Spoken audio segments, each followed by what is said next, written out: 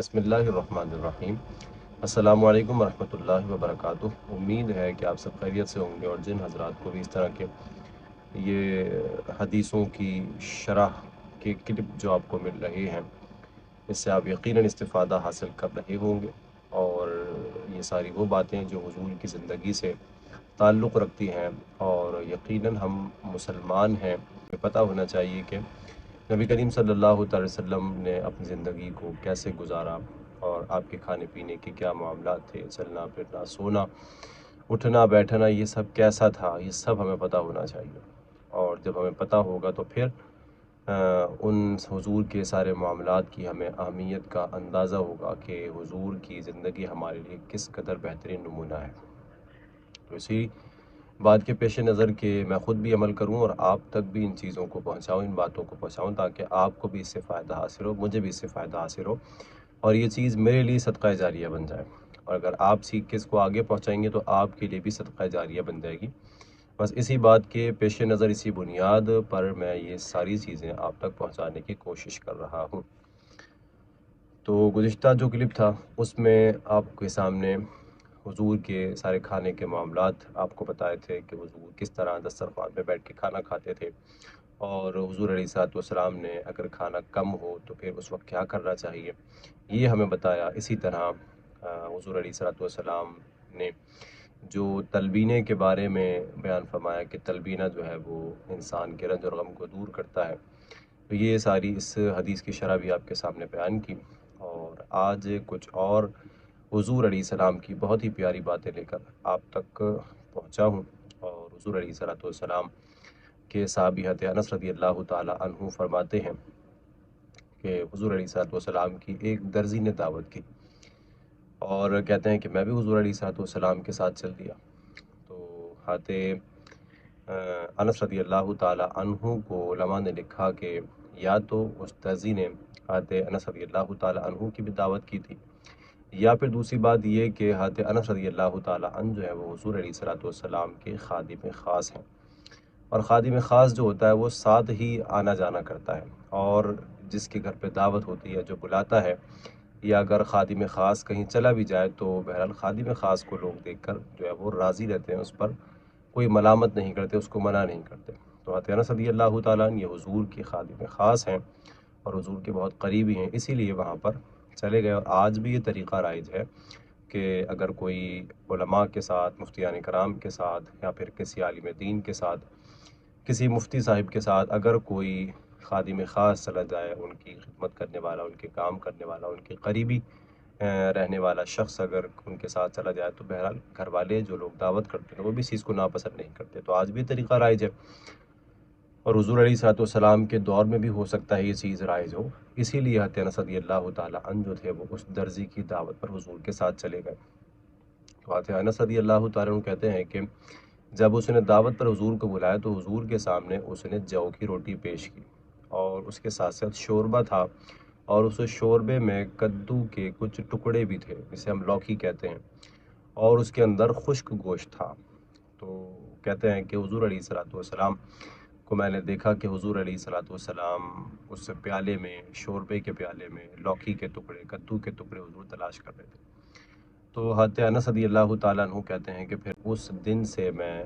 لوکی سے یعنی کدو سے محبت کرتا رہا۔ تو یہ ساری باتیں حضرت انس رضی اللہ تعالیٰ عنہ کی بیان کرتا ہے۔ تو علماء نے لکھا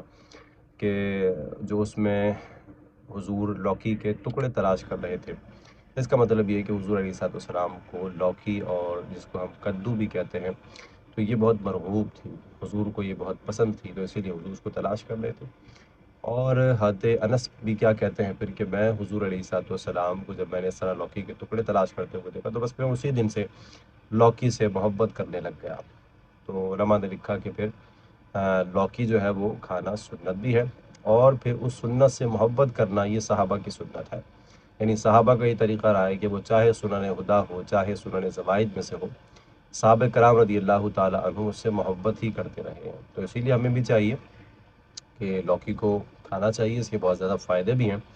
اور یہ آنکھوں کے لیے بہت اچھی ہوتی ہے، کولیسٹرول کے لیے بہت زبردست ہے۔ اسی طرح اگر کسی کو تیزابیت کا مسئلہ ہوتا ہے تو اس کے لیے بھی لوکی استعمال کرنا بہت زیادہ فائدہ مند ہوتا ہے۔ اور حضور علیہ الصلوۃ والسلام کے سامنے اس وقت جو کھانا پیش کیا گیا اس میں خشک گوشت بھی تھا۔ تو علماء نے لکھا کہ یہ اہل عرب کا طریقہ تھا کہ وہ جب جانور کو ذبح کیا کرتے تھے تو اس پر نمک وغیرہ لگا کے اسے سکھا لیا کرتے تھے اور کافی ٹائم تک اس کو اپنے پاس رکھا کرتے تھے، یعنی جب دل چاہتا تھا اس کو پکا کے کھا لیا کرتے تھے، تو اس کو بھون لیا کرتے تھے۔ تو یہ اہل عرب کا طریقہ تھا۔ تو حضور علیہ الصلوۃ والسلام کے سامنے وہ گوشت تو حضور علیہ الصلوۃ والسلام کے سامنے وہ گوشت کے خشک ٹکڑے بھی رکھے گئے۔ تو علماء کرام نے پھر آگے اس کی پوری تفصیل کو بیان کیا کہ یہ گوشت کھانا اس طرح حضور کو یہ اچھا لگتا تھا، حضور کو معبود تھا۔ ایسے ہی حدیث پاک میں ہے کہ نبی کریم صلی اللہ تعالی وسلم جو شوربے کا پیالہ تھا تو پیالے کے آس پاس سے حضور کدو شریف کے ٹکڑے جو تھے وہ تلاش کرنے لگے۔ تو اس سے علماء کرام نے ایک بات کو بیان فرمایا کہ جب خادم اور مخدوم، یعنی حضور مخدوم ہے کہ حضور کی خدمت کرنے والے ہتھے، تو جب خادم اور مخدوم ایک ہی پیالے میں کھائیں، ایک ہی پلیٹ میں کھائیں، تو پھر مخدوم کو، یعنی جس کی خدمت کی جا رہی ہے، اس کو یہ اختیار ہوتا ہے کہ وہ جہاں سے چاہے کھا سکتا ہے۔ اور جو حدیث میں ہے کہ حضور علیہ الصلوۃ والسلام نے ایک صحابی کو کہا تھا کہ تم اپنی طرف سے کھاؤ، تو وہ علماء کرام نے بیان فرمایا کہ یہ چھوٹوں کو یا اپنے برابر والوں کے لیے تھا یہ حکم، یہ حضور جو ہیں وہ اس حکم سے مستثنیٰ ہیں۔ تو حضور علیہ الصلوۃ والسلام جس چیز کو ہاتھ لگائیں وہ تبرک بن جاتی ہے۔ تو یہ جو حضور نے یہ فرمایا کہ اپنی طرف سے کھاؤ، یہ چھوٹوں کے لیے یا برابر والوں کے لیے۔ اور پھر دوسری بات علماء کرام نے یہ بھی یہاں پر بیان فرمائی کہ اگر کوئی پیالے میں ایک ساتھ لوگ کھا رہے ہیں اور جتنے بھی کھا رہے ہیں وہ اس بات کو ناپسند نہیں کرتے کہ ان کی طرف سے کھایا جائے، تو بہرحال پھر جتنے بھی لوگ کھا رہے ہیں وہ جہاں سے چاہیں کھا سکتے ہیں، اس میں کوئی ممانعت نہیں ہے۔ ایسے ہی ایک اور حدیث پاک ہے، حضرت عمر بن امیہ رضی اللہ تعالیٰ عنہ کہتے ہیں کہ انہوں نے دیکھا کہ نبی کریم صلی اللہ تعالیٰ علیہ وسلم جو ہے وہ ایک بکری کی دستی ہے اسے چھری سے کاٹ کر کھا رہے تھے۔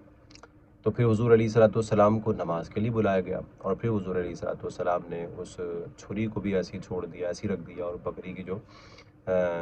دستی تھی اس کو بھی ویسے ہی چھوڑ دیا، اور حضور کھڑے ہو گئے اور نماز کی طرف چلے گئے، اور حضور نے وضو بھی نہیں فرمایا۔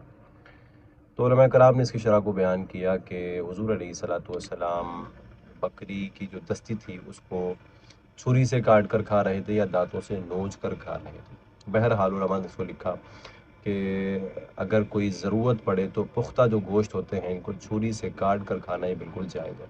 لیکن اگر ضرورت نہ ہو تو پھر اس کو چھری اور کانٹے وغیرہ کا استعمال کرنا جو ہے یہ علماء نے مکروہ لکھا ہے۔ ہاتھ سے نوچ کر کھانا یہ سنت ہے۔ دوسری بات یہ کہ حضور علیہ الصلوۃ والسلام نے اس کو ویسے ہی چھوڑ دیا اور بغیر وضو کیے حضور علیہ السلام نماز پڑھنے کے لیے چلے گئے، وضو نہ کیا۔ تو وضو جو ہے یہ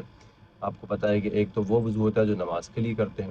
کہ 4 فرائض ادا کرتے ہیں، چہرہ دھونا اور کونیوں سمیت ہاتھ دھونا، چوتھائی سر کا مسح کرنا اور ٹخنوں سمیت پاؤں دھونا، یہ وضو کے فرائض ہیں، ان کو ادا کرنا۔ ایک یہ وضو ہوتا ہے، اور ایک جو ہوتا ہے وہ عرفی وضو ہوتا ہے، کھانے سے پہلے جو کیا جاتا ہے کہ ہاتھ دھونا اور کلی کرنا۔ تو حضور علیہ الصلوۃ والسلام نے نہ کلی کی، نہ حضور علیہ الصلوۃ والسلام نے ہاتھ کو دھویا، یعنی نہ حضور علیہ الصلوۃ والسلام نے عرفی وضو کیا اور نہ ہی جو نماز کی طرح وضو کرتے ہیں ویسا وضو کیا۔ تو اس کو علماء نے لکھا کہ حضور علیہ الصلوۃ والسلام کا اس طرح جانا یہ بیان جواز کے لیے تھا، یعنی کھانے کے بعد جو ہے وہ ہاتھ کو دھونا اور کلی کرنا یہ کوئی واجب نہیں ہے۔ تو حضور علیہ الصلوۃ والسلام ویسے ہی اٹھ کر چلے گئے، حضور نے نماز پڑھی۔ تو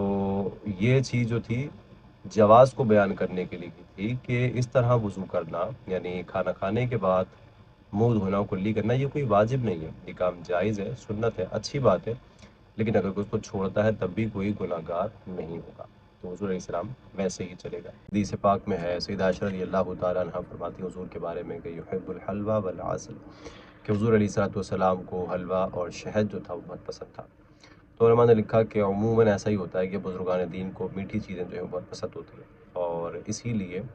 میٹھی چیز کو عموماً نیاز وغیرہ کے لیے پسند کیا جاتا ہے، یعنی میٹھی چیز پر ہی نیاز دلائی جاتی ہے۔ آپ دیکھتے ہیں کہ مٹھائی وغیرہ ہوتی ہے،